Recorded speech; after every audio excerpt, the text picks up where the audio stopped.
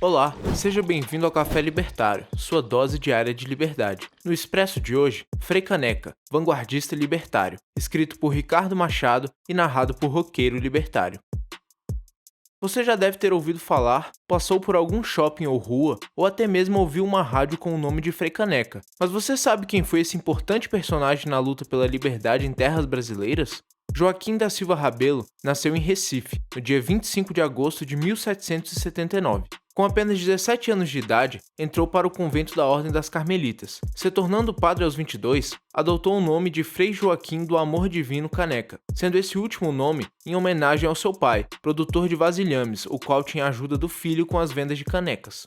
Frei Joaquim Caneca cursou disciplinas no Seminário de Olinda, centro de instrução religiosa filiado a ideias iluministas. O iluminismo visava tornar a sociedade mais racional e justa, e sua crítica ao despotismo dos reis absolutistas influenciaram movimentos em todo o mundo. Tal movimento também impactou fortemente o pensamento de Frei Caneca, que acabou se tornando professor de filosofia, retórica e geometria no convento.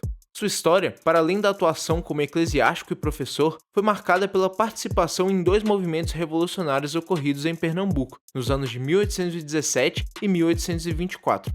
O movimento que aconteceu em 1817 ficou conhecido por Revolução Pernambucana ou Revolução dos Padres, por ter sido conduzida principalmente por figuras religiosas. Aspectos como o aumento de impostos, a crise gerada pela seca do sertão nordestino e a grande quantidade de portugueses ocupando cargos na administração pública acarretaram a revolta que proclamou pela primeira vez no território brasileiro a independência. É isso mesmo, desde a época de colônia, o povo brasileiro já estava saturado com o roubo de riquezas e com o parasitismo de indivíduos improdutivos. Contudo, a mobilização foi rapidamente contida e seus líderes perseguidos e condenados. Você sabe, o maior medo do Estado é que pessoas conscientes do absurdo estatal alertem a sociedade. Eis o motivo da perseguição a pessoas pacíficas que possuem apenas suas ideias como armas. Frei Caneca ficou preso por 4 anos. O tempo na prisão serviu para catapultar os sentimentos de revolta contra o grande vilão daquela época e da atual, o Estado.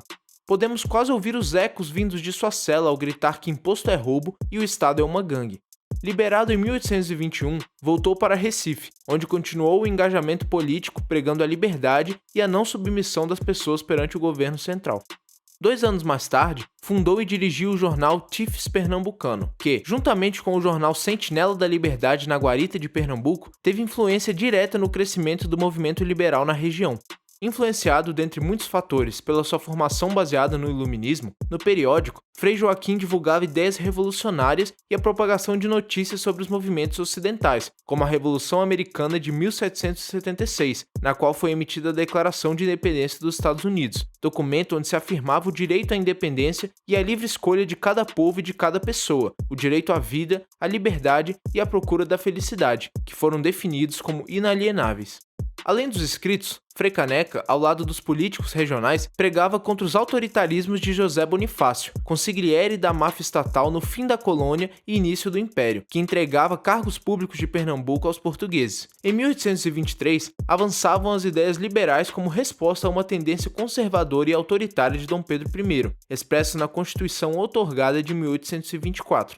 Pernambuco não aceitou essa Constituição, e Manuel de Carvalho Paz de Andrade, presidente da província, proclamou a Confederação do Equador, organização que unia Pernambuco, Ceará e Rio Grande do Norte. O objetivo central era a separação do Império, com soberania e autonomia das províncias confederadas. Entretanto, uma força militar do governo central foi enviada para a região, e as forças governistas tomaram os 2 maiores centros de resistência, Recife e Olinda. 2 meses depois, a ofensiva tomou o Ceará. Os revoltosos foram presos e receberam severas punições, sem direito à clemência do imperador.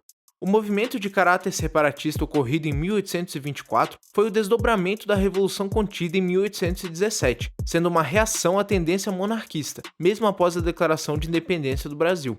Ao fim daquele ano, com a derrota do movimento revolucionário, o jornal Tifes Pernambucano é fechado. Frei Joaquim é detido e levado a julgamento, sendo condenado à morte por enforcamento. Contudo, além de ser uma figura religiosa, ele era muito carismático e tinha grande prestígio na comunidade. Logo, ninguém se dispôs a enforcá-lo. A alternativa foi alterar a sentença, e Frei Caneca acabou sendo covardemente fuzilado no Recife, em 13 de janeiro de 1825, tendo seu corpo enterrado no convento em que fora criado.